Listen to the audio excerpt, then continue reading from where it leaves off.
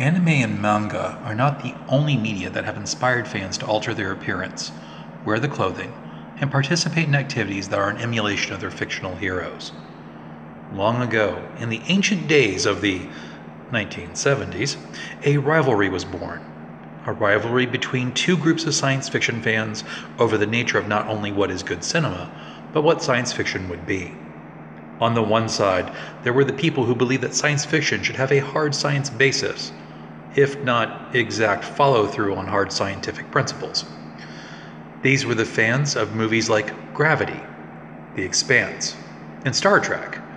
They read books like Kim Robinson's Red, Green, and Blue Mars series and had jobs at NASA and Jet Propulsion Laboratories. In this movement, the technology was as important as the human and political drama. In the other camp were people that thought that science fiction should emulate the tales of the past, grand, sweeping epics that captured romanticized societies that were alien and alluring, such as Frank Herbert's Dune and the Star Wars movies, were their inspiration. From them, science fiction was simply mythology, with diodes attached. Citizens outside this argument could not understand the intense hatred and jealousy the two sides had for one another.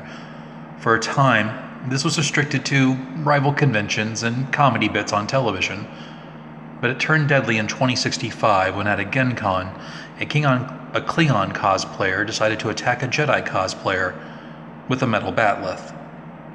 With the advent of cybertech, the rivalry grew, and now the two groups, the Treksters and the Warzites in modern parlance, often feud violently.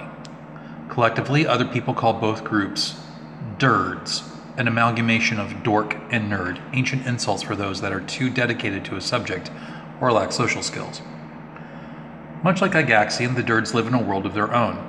The Jedi religion is preached on street corners, and many DERDS use real heat swords to replace their fake lightsabers.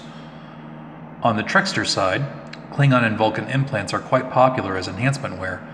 There is even a low Earth orbit transit company run by Treksters referred to as Starfleet Plus that lifts off from San Francisco Spaceport. Though world militaries avoid hiring these people, both Warzites and Treksters, in the private sector they are actually quite successful. Both sides have an interest in technology and science after all, as opposed to Gygaxian and Asiatic then. Working languages such as Klingon, Fremen, and Minbari can be purchased from Kronos Press as application chips. There are even guilds that mimic the fiction. For instance, there's a Ferengi Restaurateurs and Antiquities League, run strictly along the lines of the rules of acquisition, a Fremen martial arts chain, and schools of logical thinking and meditation by both Vulcan and Jedi masters.